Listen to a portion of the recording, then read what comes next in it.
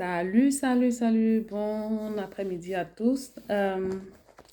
Je fais cette vidéo parce que j'étais en train de regarder comme ça sur YouTube. Je suis tombée sur euh, une vidéo où Monsieur Gédéon euh, s'est mis en débat avec une collégienne. Et la question de la petite, c'était si Marie n'est pas la mère de Dieu, alors qui est Jésus? Donc, pour lui, au fait. Je trouve que c'est une super bonne question parce que depuis avant-hier, ça n'arrêtait pas de me traquer parce que j'avais vu aussi une vidéo qu'il avait lancée comme ça, je sais pas, dans un débat, il était en train de raconter. Il y a les catholiques qui racontent comme quoi Marie, c'est la mère de Dieu, mais est-ce que c'est possible que, euh, que le, la mère soit née après le fils? Je me suis demandé, mais celui-ci, là, il raconte quoi même? Parce que je ne comprends pas. S'il dit ça, il veut dire quoi? Jésus n'est pas Dieu ou bien c'est quoi son problème? Je n'ai pas vraiment compris. Ça m'avait quand même un peu tracassé. Donc, je me suis mise, j'ai dit, mais attends, mais il y a des gens qui comprennent les choses quand même un peu à l'envers, je trouve. Parce que si tu n'arrêtes pas de dire Dieu, Jésus est le Fils de Dieu, Jésus est Dieu, il est assis à la droite de Dieu le Père, et Dieu le Père, Dieu le Fils, Dieu le Saint-Esprit, ils forment qu'une seule personne qui est la Sainte Trinité. Pourquoi est-ce que Jésus ne serait pas Dieu? Et si Jésus est alors Dieu, pourquoi est-ce que la Vierge Marie ne serait pas la mère de Dieu? Parce elle a eu la grâce de porter Dieu dans son sein. Donc, c'est pas un truc, c'est pas permis à tout le monde parce que même Moïse, au temps de Moïse, on a dit que ceux qui ont vu, ne serait-ce qu'entendre la voix de Dieu, ils ont cru mourir. Donc, ça veut dire pour quelqu'un qui va alors porter Dieu dans son sein, mais il faut vraiment que Dieu ait fait un travail mais extraordinaire sur cette personne pour pouvoir porter Dieu en elle. Donc, du coup, je suis tombée comme ça sur la vidéo et puis il commençait à bombarder des choses. Je vais essayer de voir et puis au fur et à mesure, donner mon avis. Bon, mon avis, j'espère vraiment que le Saint-Esprit guide ma bouche pour un peu éclairer d'autres choses parce qu'il y a beaucoup, vraiment, c'est une erreur que beaucoup de gens font. Déjà, avant même de montrer ça, je vais essayer parce que je ne comprends pas le problème avec les non-catholiques. Je vais dire, ils s'acharnent, mais tous sur la Vierge Marie. Je pense, si vous avez un problème avec le catholicisme, ok, c'est possible, parce que le corps du Christ, là, il y a le bras, il y a le pied, il y a les bras, il y a tout, il y a la tête. Donc, c'est pas pareil, ils n'ont pas tous la même fonction. Tout le monde n'est pas obligé d'être la main, tout le monde n'est pas obligé d'être le pied. Mais de là à dire que vous manquez de respect à celle qui a porté dans son sein le Dieu, celui que vous adorez, celui que vous chantez les louanges, vous glorifiez chaque fois. Vraiment, c'est un truc que j'arrive vraiment pas à comprendre. Souvent, je m'assois, je dis, mais attends, mais qu'est-ce qui se passe dans la tête des gens? Parce que tu glorifies quelqu'un, Dieu, Jésus, Christ, que tu aimes de tout ton cœur, que d'après toi, tu es prêt à donner ta vie pour cette personne. Et cette personne a été portée dans le sein d'une mère, d'une femme, d'une en plus que Dieu a soigneusement choisi. Parce que si on se rend compte que Dieu ne fait rien au hasard, on doit automatiquement l'Esprit de Dieu qui est si pur, qui est si juste, qui est si droit, ne va jamais rien faire au hasard. Non, ça veut dire que quelque part, si Dieu a décidé que je descends visiter mes créatures sur la terre, il a soigneusement choisi cette personne. Et puis cette personne, il a choisi depuis Abraham. Depuis Abraham, Dieu a su qu'il allait faire venir Jésus Jésus allait descendre. Jésus savait que depuis Abraham, qu'il allait venir régler un peu tout ce que notre mère Ève avait déjà bousillé. Donc, tout le péché est rentré par Ève. Donc, il fallait aussi, Dieu a prévu que aussi par Marie, cette grâce allait revenir. Dieu allait passer par le sein de Marie pour neutraliser tout le péché du monde. Donc, ça veut dire que si Dieu avait prévu ça, ça veut dire qu'il a soigneusement travaillé aussi cette personne. Donc, je n'arrive pas à comprendre qu'on compare la Vierge Marie à moi. Mais c'est vraiment insensé, c'est vraiment incroyable. Ça, c'est un truc vraiment que je n'arrive pas à comprendre. Ça veut dire qu'on prend Dieu pour qui, au fait? Ça veut dire Dieu qui est là, qui fait tout parfait et tout, il va se lever comme ça et puis il se dit, oh, bon, il est temps maintenant que Jésus vienne, donc, pour dandan, pour... Ok, toi, je te choisis, tu vas me porter pour le salut du monde, comme ça. Donc, souvent, je me dis, mais au moins, vous n'êtes pas obligé de vénérer la Vierge Marie. Et en plus, voilà, c'est encore une autre chose que j'entends les gens dire, vous adorez la Vierge Marie, vous adorez la Vierge Marie. Mais les catholiques se tuent à vous dire qu'on n'adore pas la Vierge Marie. On vénère la Vierge Marie. La manière dont vous vénérez ou bien... bon, je ne vais même pas dire adorer vos pasteurs parce que souvent je vois des vidéos, mais c'est la folie comment les gens se comportent avec leur pasteur. Donc, je ne vais même pas aller là-bas parce que je veux manquer de respect à personne. Mais de dire qu'on adore la Vierge Marie, non. Les catholiques n'adorent pas la Vierge Marie. Ils vénèrent la Vierge Marie. On a du respect pour celle qui a eu tant de grâce aux yeux de Dieu jusqu'à porter son Fils. Jésus-Christ est descendu dans les entrailles de la Vierge Marie et il est venu comme ça dans le monde. Dieu aurait pu comme ça décider, ok, je descends comme ça. Il pouvait le faire comme il va le faire quand il descendra dans la nuée. Mais il a décidé que non, je dois descendre par le sein d'une mère, d'une femme, bien proprement choisie par Dieu, parce que depuis les entrailles, depuis David, on a su que Jésus allait descendre de la descendance de David. Donc, c'était quelque chose que Dieu avait prévu d'avance. Pourquoi vous voulez que tout soit écrit dans la Bible? Parce que même ils ont dit quoi dans la Bible? On a dit, dans la Bible, c'est écrit que si on veut raconter tout sur la vie de Jésus, même la terre entière, le monde entier ne va pas contenir ne vont pas contenir le livre sur la vie de Dieu. Donc, essayez donc... L'Esprit Saint que Dieu a donné, ce n'est pas pour rien. Dieu a donné la grâce aussi d'être sage. Soyez sage, réfléchissez un peu, que le Saint-Esprit guide le cœur de tout le monde. Arrêtez de vous figer sur le fait que les catholiques, ils font qu'adorer. On n'adore pas la Vierge Marie. Une fois de plus, on la vénère, on la respecte, on lui demande de prier pour nous. Parce qu'en plus, il y a plein de versets dans la Bible qui montrent que la Vierge Marie, ce n'est pas une femme simple. Quand l'ange est descendu du ciel pour lui parler, il n'est pas venu comme ça, comme souvent nos frères, je parlais à un ange, comme ça on le voit. Non, il s'est adressé à elle avec beaucoup de respect. Tu es comblée, bénie es-tu, toi qui as tant de grâce aux yeux de Dieu. Il a fait la prodada de la femme. La femme même, elle était choquée, mais demande, il raconte quoi même lui là même? Qu'est-ce que tu dis? Il lui raconte, voilà l'histoire qui va se passer. Elle dit, mais ça c'est impossible, je ne connais pas d'homme. Et l'ange lui dit, le Tout-Puissant va emmener son esprit qui va te couvrir et puis tu vas engendrer. Ça veut dire qu'il lui a même pas donné même tout le plan de Jésus. Parce que s'il lui donnait ça, elle n'allait pas en revenir. Donc, il allait étape par étape avec elle. Et cette femme, si humble, si douce, elle dit, qu'il soit fait selon, je suis la servante du Seigneur, qu'il soit fait selon sa volonté. Selon la volonté de l'ange, en plus qu'elle a dit. Donc, la dame, elle va chez sa cousine,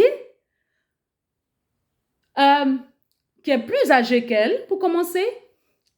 Et cette dame, Élisabeth, dès qu'elle la voit, comme la Vierge Marie, je vais dire maman Marie parce que c'est ma mère, dès qu'elle voit, elle salue Élisabeth, mais l'enfant dans le sein d'Élisabeth tressaille à la voix de la Vierge Marie. Elle n'a pas dit que mon enfant a entendu la voix ou il a senti que ton fils qui est dans ton ventre, le Dieu dans ton ventre. Non, il n'a pas dit ça. C'est dans... Attends, je vais voir. C'est quoi?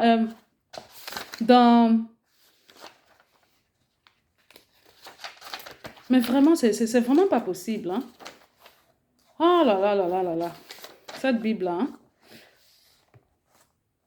Voilà, dans Luc, dans Marc, dans Luc 1, 36, vous pouvez trouver dans Matthieu, attends, hein.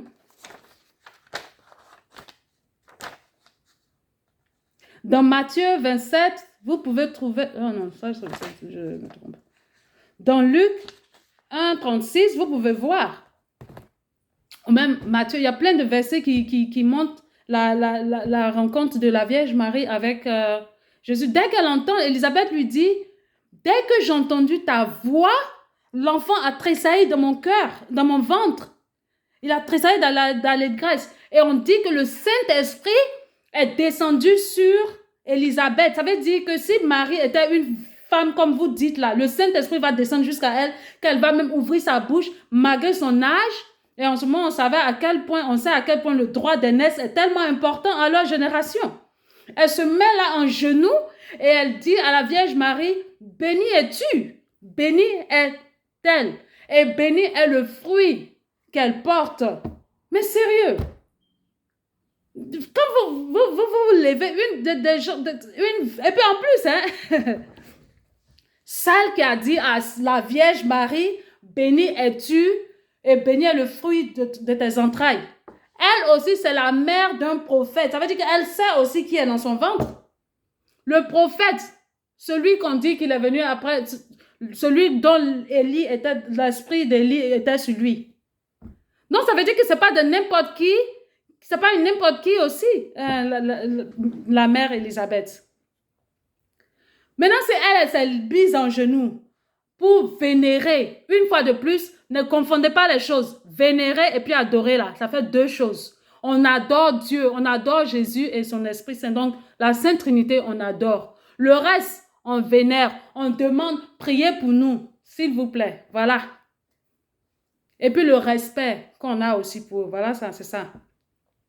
Donc, quand vous vous levez, puis vous balancez des choses comme ça, comme c'est une femme comme nous, même si c'est une femme comme nous, je pense que qui parmi nous là, même si ta mère est, je ne sais quoi, ta mère, c'est la folle du marché, nul ne va permettre qu'une personne à côté de lui va traiter sa mère comme une folle. Même si toi-même tu sais que ta mère est folle, tu refuses. À plus forte raison, maintenant, Jésus-Christ de Nazareth, celui que vous partez vous mettre en genoux pour vraiment prier, adorer et louer, vous manquez de respect à sa femme. Vous n'êtes pas obligé de la vénérer, mais laissez-la. Arrêtez. Si vous voulez dire, les catholiques, dites tout ce que vous voulez, mais n'insultez pas cette pauvre femme parce que vous êtes en train de attirer le feu de Dieu sur vous comme ça. C'est un conseil que je vous donne. Arrêtez de manquer de respect à la Vierge Marie.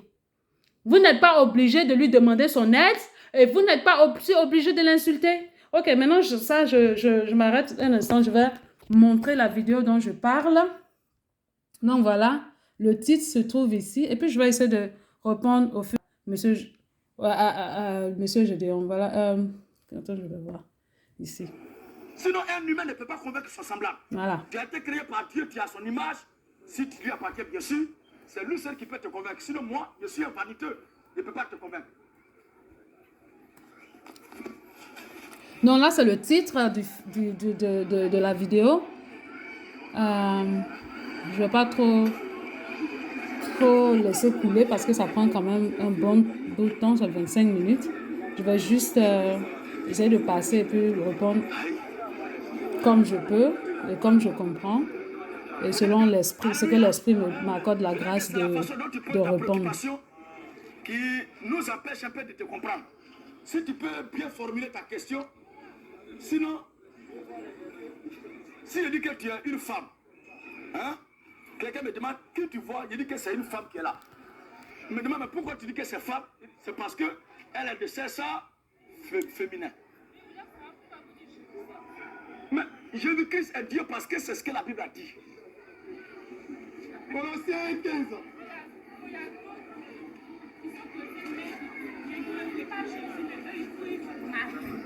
Ceux qui prient Marie là, nous nous sommes là, alléluia. Ma fille, C'est toi Bon, de là, prier un seul. C'est Jésus-Christ seul. À part Jésus-Christ, qui adore autre personne? Parce que dans la Bible, là, nous, on n'a pas vu quelqu'un adorer Marie. Mais ceux qui adorent Marie, là, ça pue sur quoi? donc, pour commencer, il dit qu'ils n'ont pas adoré Marie, que ceux qui adorent Marie, ça peut que sur quoi? On n'adore pas Marie. Aucun chrétien n'adore la Vierge Marie. Aucun.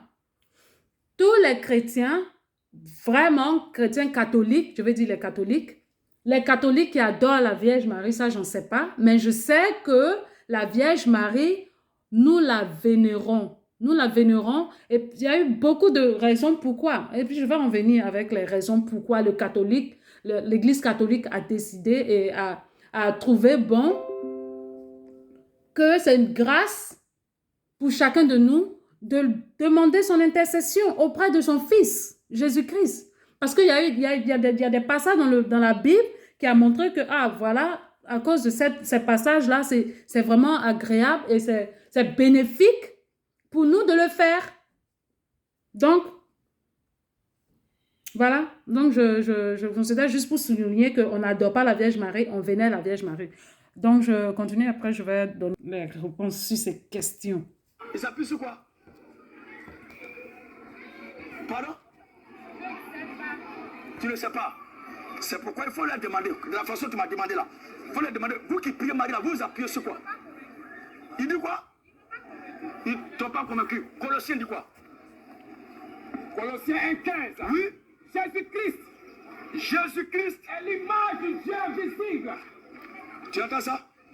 Est-ce que ta photo peut bouger? Hors sujet. Je Est-ce trouve, que ta photo peut se déplacer? ça a quoi à voir avec la Vierge La Marie Bible qu'on dit que vénère? Jésus-Christ est l'image du Dieu invisible. En d'autres termes, le Dieu qu'on ne voit pas là, c'est sa facette visible qui est là. Le Dieu qui a tout fait qu'on ne voit pas, c'est son côté visible, son côté physique qui est là. Vous qui êtes en carette actuellement là, si vous piquez une crise dedans pour mourir, vous irez en enfer. Voilà Jésus qui vient de parler. D'après lui, hein, C'est le slogan du c'est mois. lui qui décide qui va en enfer et qui ne va pas. C'est lui qui sait qui va à l'enfer et qui ne va pas. Abat le carême. Tous ceux qui font carême ne sont pas des chrétiens. Bon, je vais essayer de fouler un peu parce que là, il est en train de Parce qu'ils ont raconter mis n'importe le quoi. créateur de toute la création. C'est pourquoi nous disons que si Jésus-Christ n'est pas Dieu, c'est que Dieu n'existe pas. Il est avant toute chose. Jésus-Christ a existé avant toute chose. Et toute chose subsiste en lui. Voilà. Et Marie, là, voilà la bonne question de la vous petite ne qui va venez pas venir. passage. C'est Marie qui a accouché? Oui, c'est vrai.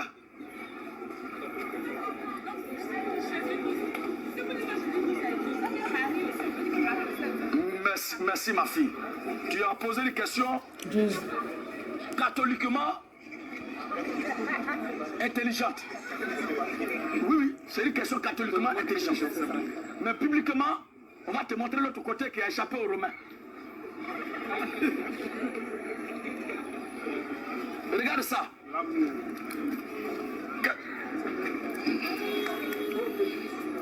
Je crois que les gars de Voici Orient encore un doivent truc qui payer. n'a absolument rien à voir avec la grâce de Dieu, avec le destin de Dieu, le dessein de Dieu.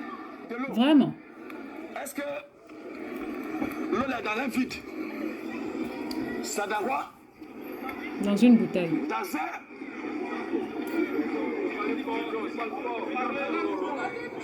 L'eau est dans un bidon. Suivez bien. Ne traumatisez pas ma fille. Donc l'eau est dans un bidon. Ok, suivons bien. Tu es un intellectuel à ce que je sache. Est-ce que ce bidon-là est le début, ou bien c'est ce bidon-là qui marque le début de l'existence de cette eau qui est dedans? Pardon? Entre cette eau qui est dans le bidon-là et ce bidon, qu'est-ce qui a existé premièrement, les deux matières? C'est l'eau qui a Sérieusement, existé qu'est-ce que ça premièrement. a à voir avec On a besoin de cette eau ici. la venue On a du besoin Christ d'un dans le récipient ciel? pour la Sur la transporter. terre, je veux dire. Donc qu'est-ce qu'on fait? On recueille l'eau dans un bidon pour ne pas que ça soit infecté ou ça soit versé. Bon, je trouve que c'est hors sujet, carrément, parce que Dieu qui est Dieu, le Père créateur de toutes choses. S'il avait voulu que Jésus descende sans passer par, d'après lui, comme il prend le bidon, je vais dire, sans passer par le bidon, Jésus serait venu sur la terre sans passer par le bidon. Mais l'eau qu'il tient là, jamais que l'eau va rester s'il n'est pas, il peut pas se transformer sans être dans un bidon ou dans un verre ou dans un récipient. Donc, hors sujet pour commencer. Donc, je trouve que ça, c'est vraiment, ça n'a rien à voir avec la divinité de Dieu et le plan de Dieu. Parce que tout ce qui s'est passé là, c'est le plan d'amour et de bonté de notre Père céleste. Donc, je continue. Vous comprenez? Donc, pour un homme intellectuel, quelqu'un qui tout va bien chez lui, il ne peut pas dire que comme bidon a transporté l'eau, c'est que forcément ce bidon-là est aussi l'eau. N'importe quoi. Pourquoi est-ce que tu vas penser ça? Quand tu es intellectuel, jamais une pensée comme ça va te traverser l'esprit. Mais bon. Est-ce que tu marches par la maison, bien tu empruntes un Voilà. taxi? Encore un sujet qui n'a rien à voir. Tu empruntes un taxi. Maintenant, quand tes parents, ou bien quand tu vas aller à l'école, en descendant du taxi pour aller en classe, quand tes camarades vont te voir, ils vont dire que c'est